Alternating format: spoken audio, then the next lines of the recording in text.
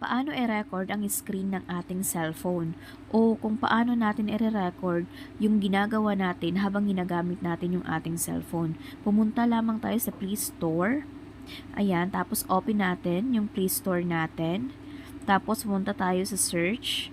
I-type natin ang AC screen recording. Yan. Tapos search. May dalawang lalabas.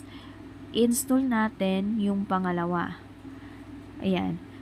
Dito kasi naka-install na siya sa cellphone ko kaya nakalagay dyan open na. Pero kung hindi pa install nyo, yan, naka-install na nga siya. Balik tayo dun sa wall ng cellphone natin. Hanapin natin yung AC screen recording. Ayan.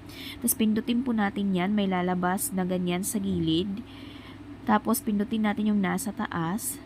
And then, magsisimula na yang i-record lahat ng ginagawa natin sa cellphone natin. Ayan, subukan natin. Magre-record tayo. Ayan, punta tayo sa Shopee. Ayan. Lahat yan, i-record niya. Tapos, mapupunta yan automatic dun sa gallery natin. Ayan, scroll natin. Okay. Ayan. Ayan. Tapos punta naman tayo sa Palawan Pay na app. Subukan natin kung mara-record lahat. Okay, ayan. Ayan. Tapos, balik na tayo dun sa screen natin. Pindutin natin si Easy Screen.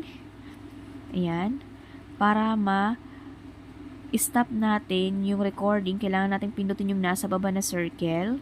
Pindutin lamang natin yan, stop. And then, automatic siya save video or video save.